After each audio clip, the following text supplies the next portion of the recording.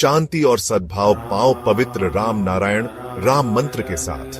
राम नारायण राम मंत्र एक शक्तिशाली आध्यात्मिक साधन है जो दिव्य ऊर्जा से गूंजता है। इस मंत्र का जाप करने से मन शांत होता है और आपको उच्च चेतना से जोड़ता है। राम नारायण राम का हर शब्द गहरा आध्यात्मिक अर्थ रखता है। राम भगवान राम की उपस्थिति का आह्वान करता है, जो शक्ति और सदाचार का प्रतीक है। नारायण हम सभी के भीतर मौजूद अनंत दिव्य उपस्थिति का प्रतिनिधित्व करता है। इस मंत्र का जाप करने से आपकी आंतरिक दुनिया बदल सकती है, जिससे शांति, स्पष्टता और ब्रह्मांड के साथ एकता का एहसास होता है। चाहे आप शांति चाहते हो या आध्यात्मिक जागृति, राम नारायण राम मंत्र आपकी यात्रा में एक मार्गदर्शक प्रकाश है। तो गहरी सांस लें और इस पवित्र मंत्र के कंपन को अपनी आत्मा में भरने दें। इस जादू को अपनाएं और अपनी आत्मा को ऊपर उठाएं। नमस्ते। नमस्कार, बहुत बहुत स्वागत है आप सभी का हमारे विशेष कार्यक्रम राम नारायण राम में। मैं आप सभी के साथ हूं कंचन। राम नारायण राम ये एक साउंड एनर्जी का कार्यक्रम है जो हर दिन हम आपके लिए लेकर आते हैं और हर दिन हर एक महत्वपूर्ण विषय पर हम चर्चा करते हैं और जो चर्चा होती है वो आप ही लोगों के लिए और आप ही लोगों से जुड़ी हुई होती है। इस कार्यक्रम का उद्देश्य सिर्फ आपको जागरूक करने का है। ये कार्यक्रम ना तो आपसे कोई पैसा मांगता है, ना ही आपसे बहुत ज़्यादा समय मांगता है। ये कार्यक्रम सिर्फ इतना चाहता है कि आप इस कार्यक्रम में हुई प्रेसिडेंट की ओर से बातों को सुने और सुनने के बाद अपने आसपास के लोगों को और खुद को जागरूक करें। कार्यक्रम को शुरू कर रहे हैं। हमारे साथ संतान दल के प्रेसिडेंट शंकर सरकार जी और खास मेहमान संगीता मुखर्जी जी स्टूडियो में मौजूद हैं। बहुत बहुत नमस्कार। राम नारायण राम। तो कार्यक्रम को शुरू कर रहे हैं और इससे पहले एपिसोड में हमने बात की थी कि अब जो एक नई जंग छिड़ी हुई है समाज में, वो यहाँ पर छिड़ी हुई है आस्था के बीच में।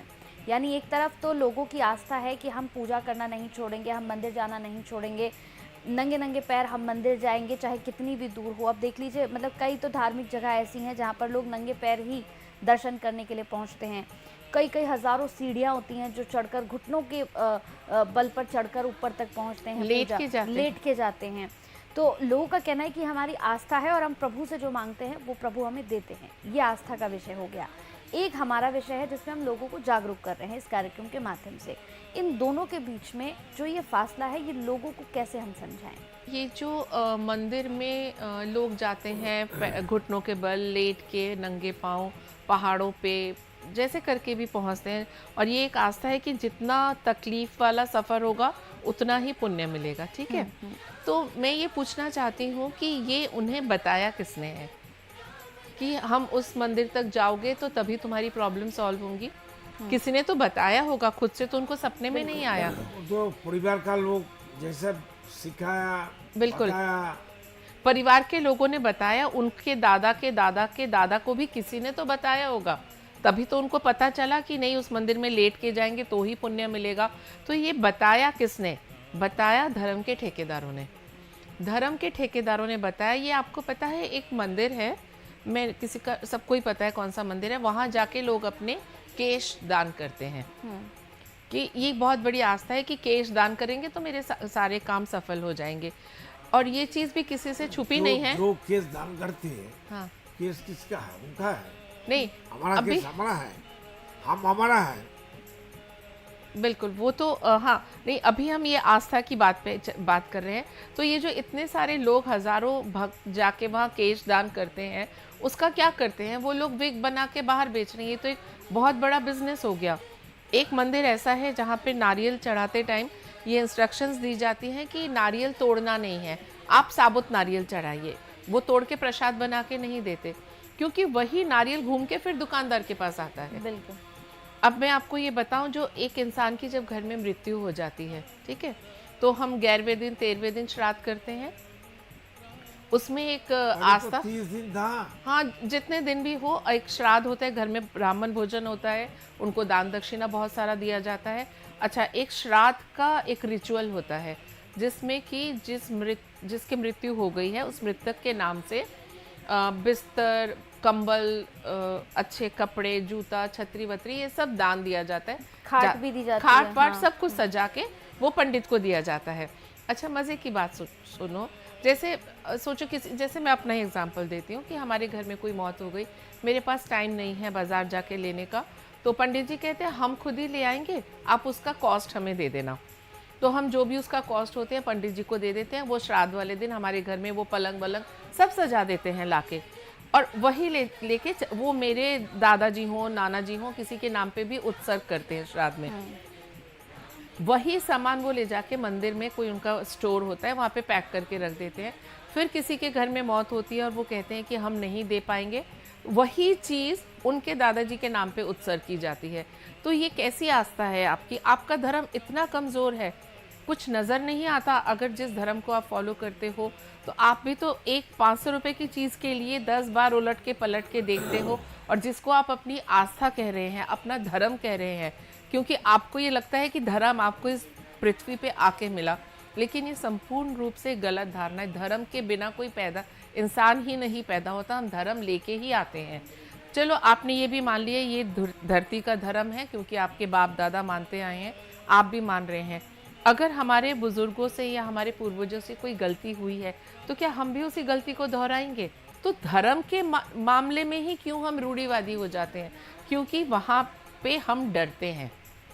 आज एक पंडित ने कह दिया कि आप 1.25 लाख जाप कीजिए तो आपकी विपदा खत्म हो जाएगी, लेकिन और 21 दिन के अंदर आपको परिवर्तन नजर आएगा। तो बहुत सारा दान दक्षिणा दे के हम होम यज्ञ करा के 5 पंडित बिठा के जाप वाप सब कराते हैं, लेकिन 21 दिन में अगर हमारा काम नहीं संपूर्ण होता, क्या किसी ने चैलेंज किया कि पंडित जी 21 दिन बीत गए, मेरा तो कुछ नहीं हुआ, मेरे पैसे वापस लाइए? क्योंकि ये बिजनेस एक इतना बढ़िया बिजनेस है, क्योंकि वो आपकी कमजोरी को पकड़ के बैठा है। आप एक डॉक्टर के पास भी जाके कहते हो कि 5 दिन तक मैंने एंटीबायोटिक्स खाया, डॉक्टर साहब मेरी तो कुछ भी फर्क नहीं हुआ। मेडिकल में तो एक बात ही चल पड़ी है सेकंड ओपिनियन। एक डॉक्टर कुछ कह दे, हम हमेशा तुरंत दूसरे डॉक्टर के पास जाके उसका सेकंड ओपिनियन लेते हैं कि सर्जरी कराएं या ना कराएं। हर चीज़ में आप सेकंड ओपिनियन लेते हो, अपना दिमाग लगाते हो, पर धर्म के मामले में क्यों नहीं? किस चीज़ का डर है आपको? मैं आपको अपना एक्सपीरियंस बताती हूँ कंचन। मैं भी हिंदू धर्म से हूँ, हिंदू फैमिली में मैंने जन्म लिया है। शादी होके भी हिंदू ब्राह्मण फैमिली में मैं आई हूँ। तो हमारे घर में भी पूजा पाठ सब कुछ होता था। मेरे मम्मी पापा भी करते थे, मेरे नाना नानी, इधर मेरे सास ससुर, उनके सास ससुर सब करते थे।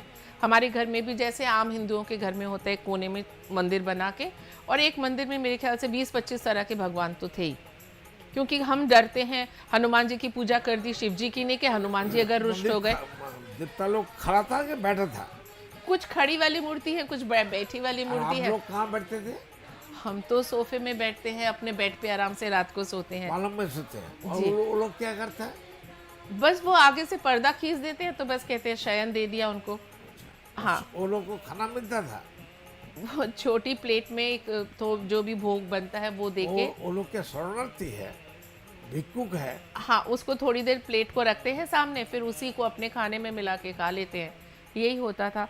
तो जब मैं प्रेसिडेंट से मिली, मुझे भी बहुत ज़्यादा समय नहीं हुआ है इनसे मिले हुए, और जब इन्होंने मुझे सारी चीज़ें समझाई।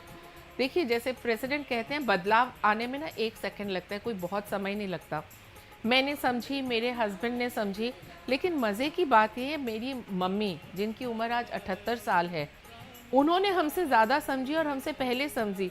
एक दिन उन्होंने मुझे बुला के कहा कि बेटा तुम एक काम करो, जितने भी मंदिर में हमारे भगवान हैं, इनको एक बैग में भर के और जाके आप शाम के वक्त जब थोड़ा अंधेरा हो जाए इनको मंदिर में रखाओ, क्योंकि मेरी आस्था इन मूर्ति पूजा से पूरी तरह से उठ चुकी है।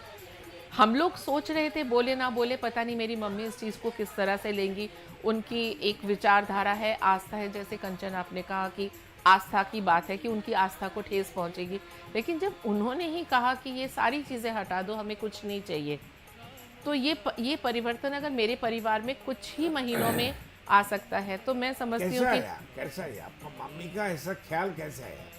क्योंकि जब आपसे मिले, आपने ये चीज़ें उनके दिमाग में डाली कि नेचर ही सब कुछ है। आपका मम्मी तो पढ़े लिखे है, नौकरी करने वाला है। बिल्कुल, मेरी मम्मी ने बिजनेस किया है, एजुकेटेड है, पर जब उनके ये चीज़ समझ में आई तो उन्हें 1 मिनट नहीं लगा अपने निर्णय को बदलने में, या अपनी आस्था डगमगाएगी ही, क्योंकि ये जो चीज़ें मैन मेड धर्म में है वो किसी को, आपको कोई चीज़ की नज़र नहीं आता। एक मूर्ति है जिसके 4 हाथ है, कोई मूर्ति में जैसे हनुमान जी हैं, उनका बंदर का स्वरूप दिया गया है, तो ऐसा होता नहीं है, ऐसा होता नहीं है, एक वो बात- भगवान एक नहीं बात होते। हमको बताइए, अभी टीवी में देखता हूँ जी सभी मंदिर को ऊपर मस्जिद बनाता है, तो मस्जिद बनाने के लिए अलग जगह नहीं है, मंदिर के ऊपर ही मस्जिद अच्छा लगता है। अल्लाह को मंदिर मंदिर के ऊपर नहीं बैठने से उनको मजा नहीं आता है। अल्लाह का अलग कोई जगह नहीं है। जी बिल्कुल। तो जैसे हम आपने कहा कि आस्था से जुड़ी है, तो अपनी आस्था उस पे रखिए ना जो आपको दिखता है, जो आप फील कर सकते हो, जिससे आप कुछ ले रहे हो, जो आपको कुछ दे रहा है। ये जो नेचर है, ये जो सूरज है, ये आसमान है, ये बिना किसी स्वार्थ के हमें दिए जा रहा है। सदियों से, जिस दिन जब से सृष्टि की रचना हुई है उस पल से हमें दिए जा रहा है, और हर इंसान के जीवन के आखिरी सांस तक हम सृष्टि पे ही तो निर्धारित हैं, निर्भर हैं। उसके अलावा क्या है हमारे पास? हमारे सांस लेने से लेकर हमारे हर चीज़, जो भी एक इंसान को जिंदा रहने के लिए चाहिए, भूत भविष्य तो कुछ नहीं है, जो है वर्तमान है। 1370 करोड़ साल हो गया धरती का उम्र कम से कम, तो लाखों करोड़ करोड़ अनकाउंटिंग मनुष्यों को मृत्यु हुआ। सब अगर भूत बन जाएगा तो धरती में हम लोग कैसे रहेंगे? भूतों का ही तो राज रहेगा। नहीं, लोग कहते हैं कि यहाँ भी जैसे हम 3 लोग बैठे हैं, इस कमरे में भी बहुत सारे भूत भरे पड़े हैं। भूत को जगह नहीं है। नहीं, उनको जाने की जगह नहीं है। तो ये जो आस्था की बात है कंचन, ये हर इंसान को खुद ही इसके लिए लड़ना होगा, अपनी आस्था लड़ाई। हो कुछ भी हो, एक घर का बुजुर्ग लोग का फाउल है। बिल्कुल वो लोग जो गलत करके गया, हम लोग करेंगे तो हम लोग खुद मरेंगे। बिल्कुल। देखिए हमारा पापा का 10 क्लास मैट्रिक पास था, तो हम लोग इतना पढ़े लिखे होते, ग्रेजुएशन हो गया, पीएचडी किया, तो हम लोग क्यों गलती करेंगे? बिल्कुल, चीज़ों को आगे बढ़ा के लेके जाना है, और ये रूढ़िवादी चीज़ें जो हमें जकड़े हुए है, पीछे की तरफ खींच रही है, उन जंजीरों को तोड़ना पड़ेगा। जैसे कि प्रेसिडेंट ने पहले एपिसोड में कहा कि एक पिंजरे में हम बंद हैं, अब वो टाइम है कि पिंजरा तोड़ के बाहर निकलना है। उसमें बहुत, उस पिंजरे में, पिंजरा किस चीज़ से बना हुआ है? व्यक्ति मालिकाना, मैन मेड धर्म, मैन मेड पॉलिटिकल पार्टी, और जो मैन मेड संविधान है। हमें इन सब चीज़ों से बाहर निकल के समाधान का संविधान बनाना है। अगर समाधान का संविधान आ गया तो उसमें सारी चीज़ें कवर हो जाएंगी, ना कोई दुख होगा, ना कोई तकलीफ होगी, ना गरीबी होगी। 77 साल से कोई समाधान नहीं हुआ संविधान से, बिल्कुल तो ऐसा संविधान हमारा समाधान नहीं हो रहा है। तो हमको तो नेचर बेस्ड, प्रकृति का माफिक समाधान का संविधान लाना चाहिए, लागू करना चाहिए धरती के ऊपर। बिल्कुल। ये तो जब तक नहीं होगा, धरती का कल्याण मंगल को भी नहीं हो सकता है। जी, अब देखिए, जैसे कि प्रेसिडेंट कहते हैं कि नेचर, जैसे हम हवा भी ले लें, हवा का एक पैटर्न है, सूरज का एक पैटर्न है। हम प्रेडिक्ट कर सकते हैं कि सूरज इस टाइम उगेगा, उस टाइम सनसेट का टाइम हम आजकल नेट पे देख के भी बता सकते हैं कि इस टाइम सूर्य सनराइज है या सनसेट है, लेकिन इंसान का कोई पैटर्न नहीं है। मैं एक बात कहती हूँ कंचन, अगर हम बहुत गंदी लैंग्वेज में भी बोलो, एक कुत्ते का भी पैटर्न होता है। जैसे अलग अलग ब्रीड का कुत्ता हुआ, लैब्राडोर हमें पता है कि बहुत होमली डॉग है, रॉटवाइलर को हम कहते हैं बहुत गुस्से वाला डॉग है, एल्सीशियन एक गार्ड डॉग है, पोमेरियन छोटा जो टॉम उसको कहते हैं, प्ले टॉम कहते हैं उसको। तो इस तरह से हम एक उनके टेम्परामेंट को जज कर सकते हैं। उनके लिए किताबें लिखी गई हैं कि लैब्राडोर ऐसा होता है, रॉटवाइलर। लेकिन एक इंसान के बारे में हम कह सकते हैं कि ऐसी सिचुएशन में सारे इंसान एक ही तरह बिहेव करेंगे? नहीं करेंगे, क्योंकि इंसान को ये जो स्वाधीनता दी गई है सिद्धांत लेने की, वहीं पे हर एक इंसान हर कदम पे फाउल कर रहा है, और नेचर के साथ आप जितना फाउल करते जाओगे उसकी माफ़ी तो मिलेगी नहीं। नेचर ही मनमानी करता है क्योंकि उनको राइट मिल गया, बिल्कुल लेकिन सूरज को राइट नहीं है, बिल्कुल। और हवा को राइट नहीं है, जी पानी का राइट नहीं है, मनमानी करेगा। धरती बोलेगा भागो यहाँ से, हमारा जमीन के ऊपर से भागो, हम किसी को रहने नहीं देंगे। या पेड़ आके बोलेगा तुमने मेरा फल तोड़ लिया तो तुमको जकड़ लेगा, हाँ, कि बस। मेरा फल क्यों तो तोड़ा क्या हाल तुमने? होगा? बिल्कुल पेड़ जमीन से उठ के खड़ा हो जाएगा, और उसका पेड़ हमारा पीछे मारने के लिए भागेगा, तो बड़ा बड़ा कमान क्या करेगा, फ्लाइट क्या, प्लेन क्या करेगा? जी बिल्कुल। तो पर इंसान ही ऐसा एक प्राणी है, जीव जंतु मैं बोलूँगी, कि जो फाउल पे फाउल किया जा रहा है और सोचते भी नहीं है। तो ये जो सोचते नहीं हैं, ये सोच लाने के लिए हमें साउंड एनर्जी का सहारा लेना पड़ेगा, जो कि है मेडिटेशन। एक ही शब्द है जो हमें इस दुविधा से निकाल सकता है, इस प्रलय से बचा सकता है, वो है राम नारायण राम की ध्वनि। उस ध्वनि में जो वाइब्रेशन है वही इंसान को सही रास्ते पे लाएगी, फाउल करने से बचाएगी, नेचर बेस्ड बनाएगी। क्योंकि हमारे अंदर जो 50,000 करोड़ चिंतन है, मन है, आत्माएं हैं, उनको एकाग्रित करना है, उनको भोजन देना है, तभी वो शांत होंगे। वो शांत होंगे तो हम फाउल नहीं करेंगे, हम विवेक के पॉजिटिव साइड का इंडिकेशन को मानने के लिए बाध्य हो जाएंगे, मजबूर हो जाएंगे। बिल्कुल बिल्कुल। तो जितने भी दर्शक इस कार्यक्रम को देख रहे हैं, मैं उम्मीद करूंगी कि ये कार्यक्रम आपको समझ आया होगा। और सबसे बड़ी बात है कि इस कार्यक्रम में आपको सभी चीज़ों को बड़ी बारीकी के साथ, एक एक तथ्य के साथ आपको समझाया जाता है। इस कार्यक्रम में ऐसी कोई भी बात नहीं होती जो आपसे जुड़ी हुई ना हो। और सबसे अच्छी और ख़ास बात देखिए कि ये कार्यक्रम आपसे कुछ नहीं मांगता है, संतान दल आपसे कुछ नहीं मांगता है। टीवी स्क्रीन पर जो एक QR कोड आपको दिख रहा होगा, आप सोच रहे होंगे कि हो सकता है ये कार्यक्रम भी ऐसा हो जिसमें आपसे पैसे मांगे जा रहे हों। बिल्कुल नहीं, इस कार्यक्रम में सिर्फ आपसे 1 रुपया मांगा जाता है। वो 1 रुपया जो आप कहीं शायद रख कर भूल गए होंगे, या फिर आपके घर में कहीं पर रखा होगा, उसका वैल्यू आपको समझ नहीं आ रहा होगा, तो वो 1 रुपया आप संतान दल को देकर इसके मेंबर बन सकते हैं। और इसके मेंबर बनने के बाद संतान दल आपसे बात करेगा, संतान दल के लोग आपसे बात करेंगे, आपको जागरूक किया जाएगा ताकि आप आगे और लोगों को जागरूक कर सके और जीवन की सच्चाई, आपकी ज़िंदगी का सच क्या है, उसको आप बता सकें। तो चलिए, वक्त हो चला है इस कार्यक्रम को समाप्ति की ओर लिए चलने का। फिर आपसे मुलाकात होगी, फिर एक खास मुद्दे पर, खास विषय पर हम ज़रूर चर्चा करेंगे। बहुत बहुत धन्यवाद आपका। राम नारायण। राम नारायण। देखिए कार्यक्रम राम नारायण राम प्रतिदिन प्रातः 6:40 से साधना टीवी पर, एवं सोमवार से शनिवार प्रातः 7:30 से व रविवार प्रातः 7:50 से एवं रात्रि 10:30 से ईश्वर टीवी पर, एवं प्रातः 7:30 से साधना प्लस पर, एवं प्रातः 10:30 से हर खबर न्यूज पर, एवं रात्रि 8:30 से RN टीवी पर। पृथ्वी पर मौजूद 800 करोड़ मानव ही मेरा समस्त परिवार है। आप भी जुड़े अपने इस परिवार संतान दल से। संसार में धर्म के नाम पर जो व्यापार हो रहा है, उस व्यापार से बचने और धर्म का सही आधार क्या है, ये जानने के लिए आप भी जुड़े संतान दल से। पृथ्वी, आकाश, जल, सूर्य और वायु, इन सभी पर किसी का मालिकाना हक नहीं है। प्रकृति हम सभी की है, हम सभी इसका हिस्सा हैं। इस प्रकृति से मित्रता करने के लिए संतान दल में आपका स्वागत है। आप कौन हैं? कहां से आए हैं? अपनी आत्मीय गहराई को समझने के लिए जुड़े संतान दल से।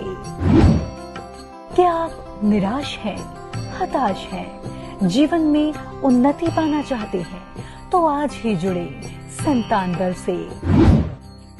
मन अशांत है, क्या जीवन में दुख और परेशानियां बढ़ती जा रही हैं, तो सच्चे मन से आज ही जुड़े संतान दल से।